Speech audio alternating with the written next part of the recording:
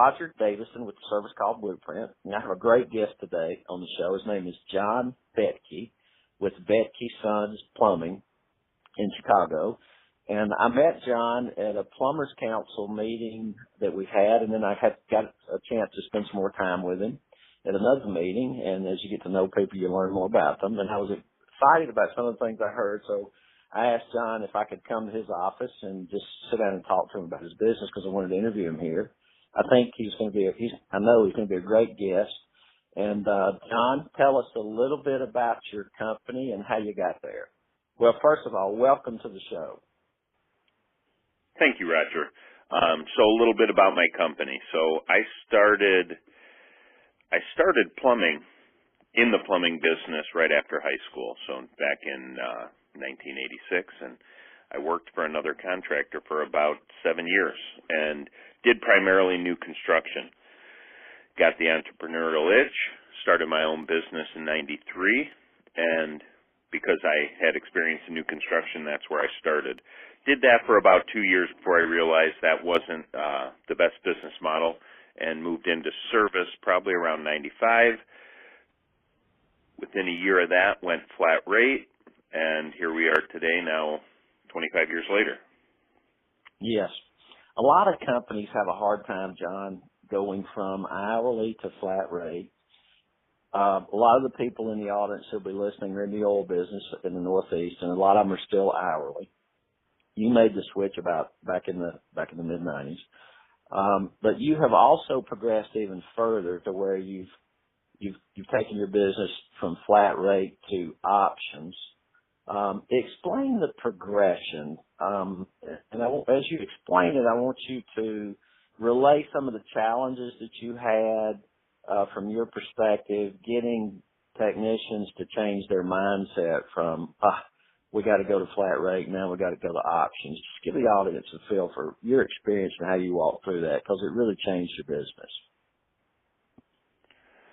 Okay, so when I learned about it, first with flat rate, when I learned about it, it just made sense. It's the way people buy. You don't go to the store and get a time and material price for a new pair of jeans, and you don't go to a restaurant and wait to get the price after the meal's been delivered. It's on a menu. It's a menu pricing. So it just made sense to be flat rate. So that we did that for a lot of years, and then, about 5 years ago, had another revelation that people like to buy options. It doesn't make sense to tell somebody what they have to do. Now, yes, we are the professional. We have a gut feeling what would be in their best interest, but we're not the person who owns that home. We're not the person making the decision. So what we need to do is go a step further and create options of what can be done. Maybe more than what we think they could do, more than the minimum. That's an option. And maybe even less. Maybe it's a Band-Aid. But it's certainly something that they have the right to choose. So at our company, we actually offer 6 options. Anything from the very, very minimum fix, most of the time, of course, we hope they don't do that, all the way up to, maybe they just have one toilet that's malfunctioning, but they have 3 in the house. Our top option might include not just repairing all 3, but replacing all 3. It's just an option, but it gives them a full gamut to choose from, and I believe that's the way people like to buy.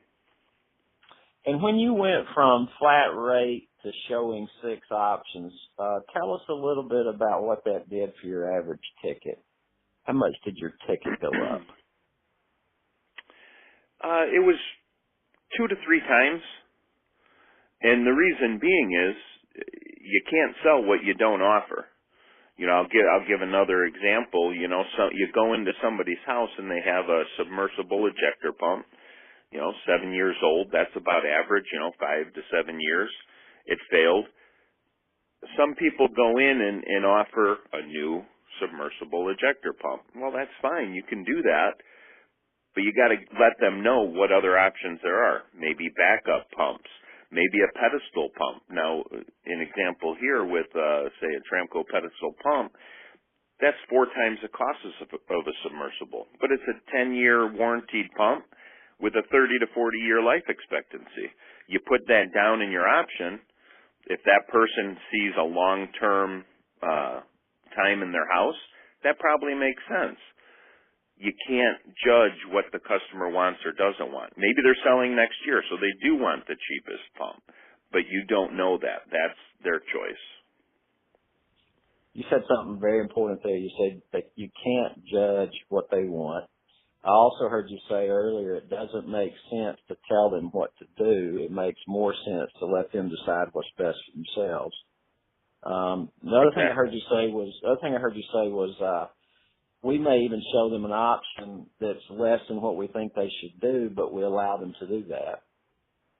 And so a lot of technicians have the mindset and the way of thinking is, my job is to be Superman and come in and fix it for the least amount of money. Did you run into that with some of your technicians? If so, how did you get through changing their mindset? And did you have challenges with the behavioral change? You will show 6 options. Well, first off, that's how we do it. They don't have a choice in the fact that we have to offer 6 options. I want you to talk a lot about that. They don't have a choice. They have to show 6. I'm sorry, I interrupt you. Go ahead. That's okay. They don't have a choice. They have to do 6 options. That's just the minimum. Now, how to make that easier for them? There's some people that just aren't going to do it. And if they're not going to do it, they get off the bus. They're not going to be a part of our company. But I don't just say that. I help them understand why it makes sense. And we just use real-life examples. We're all homeowners. We're all shoppers. We're all consumers out in the world. And I just try to give real examples to help them understand. Listen, you go to the dealership and they tell you your front brakes are bad. Most people, like let's say you have a family, you're going on a vacation, you want to know maybe, are my back brakes okay? You know, if they're marginal, maybe you want an option to do the front and the back. Now, would it be that mechanic's, would he be in the right to say, no, I want to save you money. I'm just going to change the front brakes. I don't care that you're going on a 5,000-mile road trip. He doesn't know you're going on a 5,000-mile road trip. But if he were to give you the option and say, Mr. Consumer, listen, your front brakes need to be replaced now. Your back brakes are marginal, so here's an option for that as well. I don't know if that's something you would choose to do. Well, just put it out there. And if you can give your technicians those kind of real examples, it starts to click. It starts to make sense. Then when they get in the field and they actually do it, and the people buy that top option that they never in a million years would have thought they would buy or they would have ever even offered, it's like a light bulb going off. All of a sudden it's like, okay, now I'm putting it in the hands of my customer. It's their decision. You know, it's interesting that you say that. Every time a technician, from my experience, has sold their first top option, it's always a shock. And it really is, isn't it? Mm-hmm. You just don't know. So speak to how you hold these guys accountable to showing options. And I know that's been a progression too, because we talked about it in the pre-interview, but you used to do paper, now you do computer. Take us through the accountability, the system that ensures you'll show the options. Well, when it was on paper, it was just a little more difficult because what we would do, they would get dispatched, they would go to the call, they would do their option sheet on paper, fill out the invoice, do the work. They had a debrief with our office staff after each call, and the office staff would ask, did you give 6 options? Now, we had to take them at their word for it, of course. They would, if they didn't do 6 options, then they got a phone call from me, and they were not dispatched to another call till we discussed why it was they didn't. And we made sure that they were clear that if they did that again, they wouldn't be dispatched to another call. So that's when it was on paper. Now we're fortunate to be on iPads, and we can see real time as they're creating their options. We know that it's happening. It's the same thing, though. If there's ever going to be a job where there's difficulty creating 6 options, they call me, we walk through it, and I help them create 6 options. On the rare occasion where we can't get a full 6, we'll do 5 or 4, but that's less than 1% of the time. Mm-hmm. And you actually mentioned to me that if you have a technician that goes out and he doesn't show options, you do in fact send them home that day, don't you? Yep. Yeah. If they refuse to do their job as they're supposed to, they can go home. Maybe they're just having an off day, but yeah, if they're not going to do their job, they'll go home. Give them something to think about. The next morning when they come in for the next day, we'll do a little coaching. We'll talk about why they felt it was difficult to come up with 6 options. I might lay out 6 or 10 or 12 options. You get practiced at it, and you'll find how easy it is. It's just we're so ingrained in doing something one way.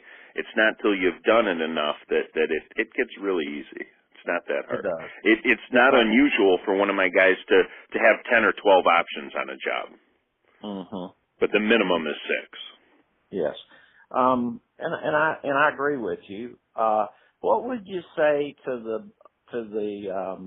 the owner that says 6 is too many and let's just do 3? What would you say to that? Because I hear that some. Well, you can do that, but number one, that's the old way of doing it. Good, better, best. That's what everybody does. And honestly, you can't give the full spectrum of options to a customer without having at least 6. There's just too many things that are possible for the customer, whether it's extended warranties, whether it's higher efficiency equipment or more quantities of whatever it is that you might be selling, or extra years of service agreements. I mean, there's just so many. If you keep your mind open, there's just so many possibilities. Mm-hmm. You can't do that in 3 options. You're really limiting what you're offering your customer. If you would, John, take the audience through an option sheet that you would build from bottom to top, and it's a 50-gallon gas water heater. They've got a 50-gallon gas water heater. It's 12 years old. There's a possibility that it could start leaking, and the customer's interested in maybe replacing it. What would the options look like? Okay. Now, I'll preface that first by saying you have to have a good conversation.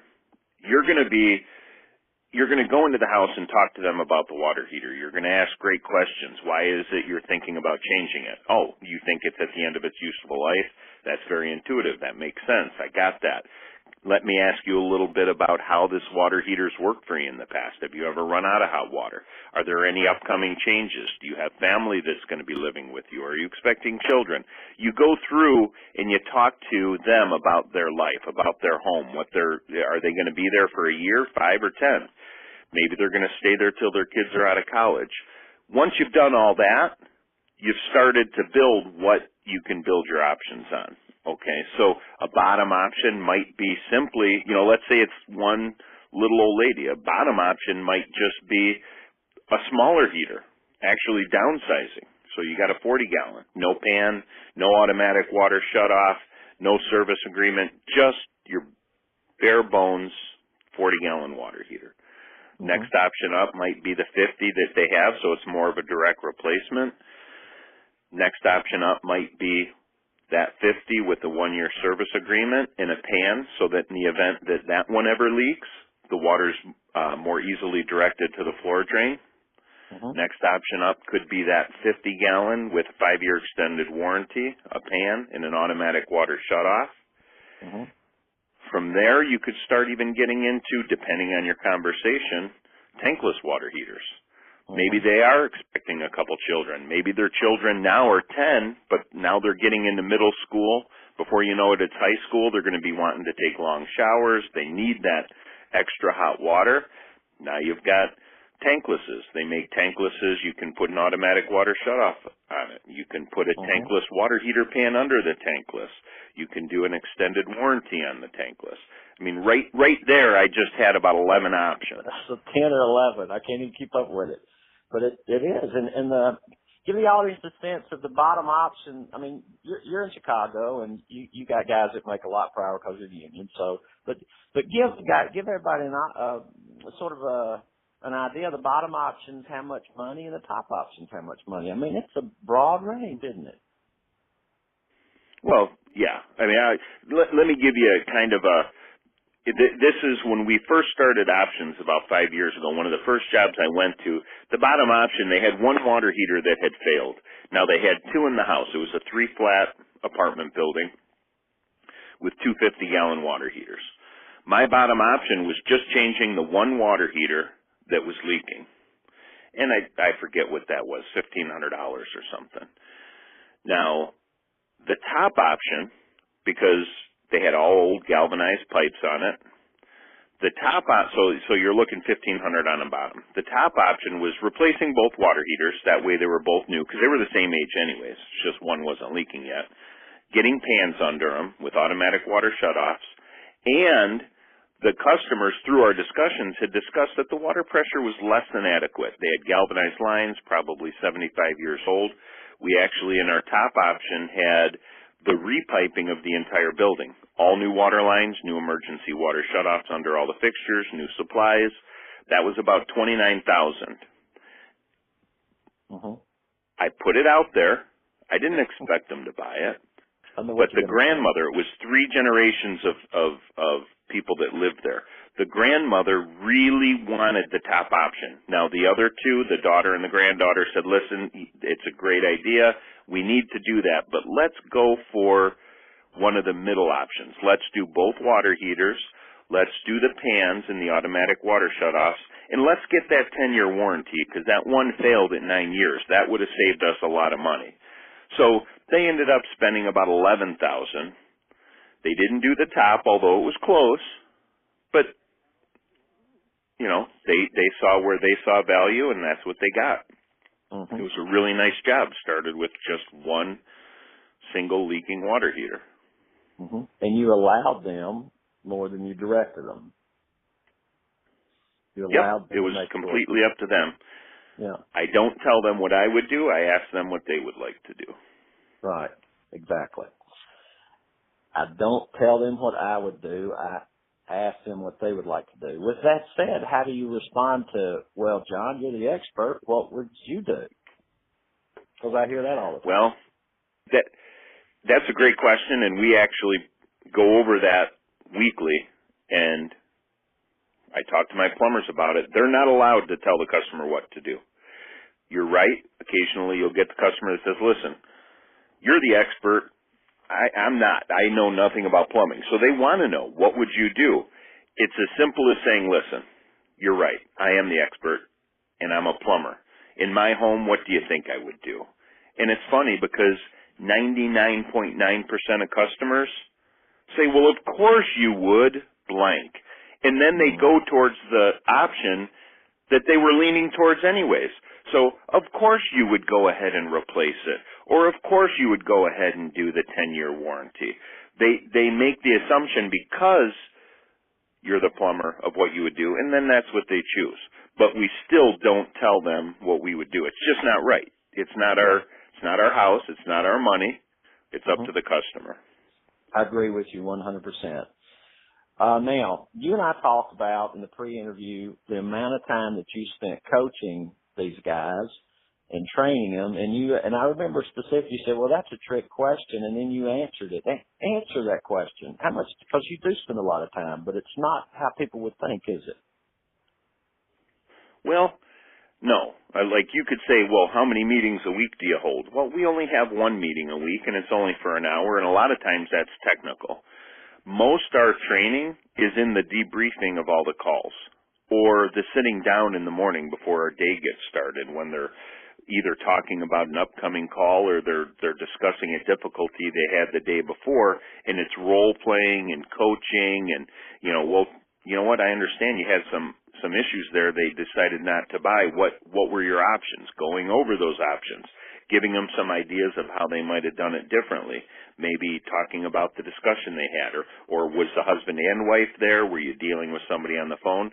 So really, most of our coaching and teaching happens all day long. It's ongoing, constantly, and I was really impressed with that, because that's what it does take.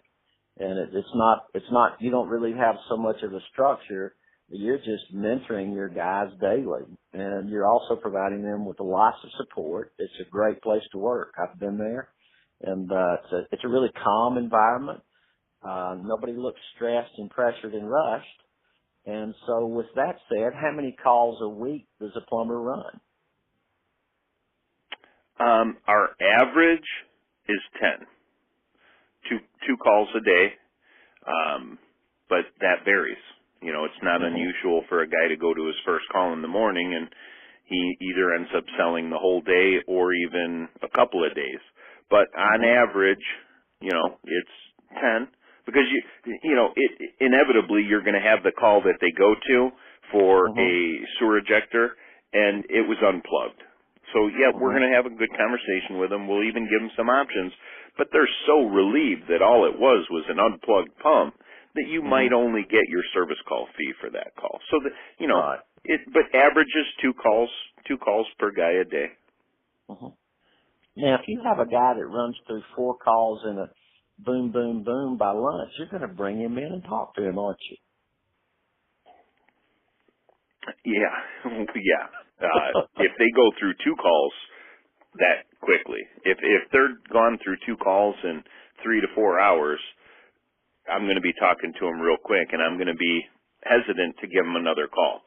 We're going to debrief what it was that happened on the previous 2 calls, why it is that they didn't choose to do everything that was available to them, or maybe nothing, and we'll figure that out. If it was just the pumps that were unplugged or something that really didn't need to be done, well, sure, then I might give them another call. But otherwise, sometimes guys need a reset. Yeah. If they're pounding through the calls, maybe they just need to clear their head and go home. See them tomorrow.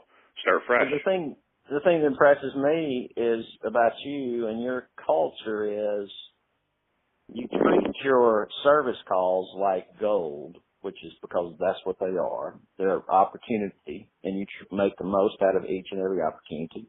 And you also support your people and provide them with the coaching and the training and the mentoring so they can be successful. So I just wanted to congratulate you on that. Thank you. Tell us a little bit about the board that you have in the room where you do the meetings, because I think that's important. Well, it's just we have scorecards because I want the guys to know where they're at. We have our key performance indicators. They know what our goals are. Our goals are to only run 2 calls a day. So on our board, we have listed year to date how many calls is our goal. So 2 calls per day. Here's the date. So that would have been, let's pretend, 202 calls. Well, right next to that, we have how many calls they actually did do to this point in the year. And they can see, are they averaging more or less? So they know where they're at there. We also track and have updated daily what their average ticket is. We have their average ticket for the year, so you have a real broad view of it, and then by the month, so they know what the trailing 30 days was. And our average tickets, our goal is 800. They usually are 800 to 1,200, somewhere in there.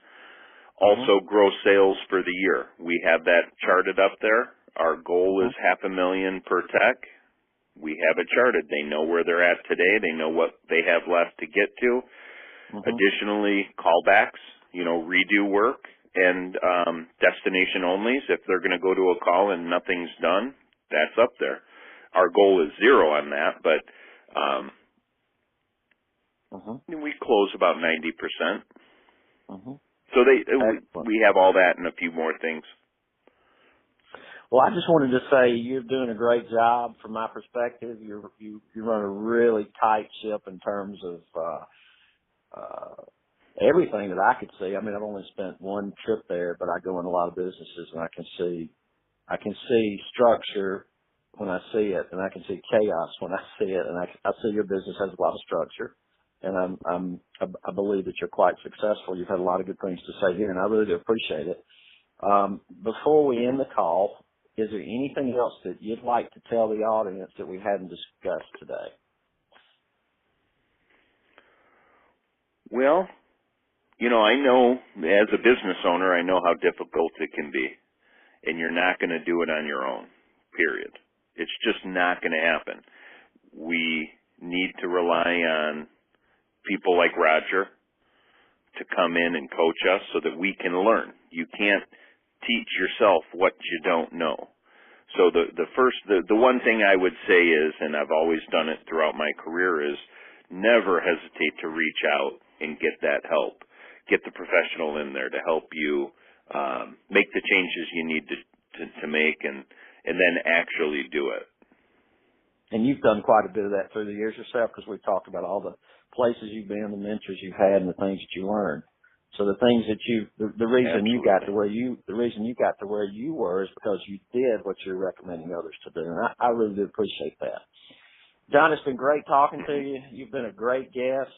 This is going to help a lot of people, and I appreciate you being on the Service Call Blueprint today. Thank you very much. Thanks, Roger.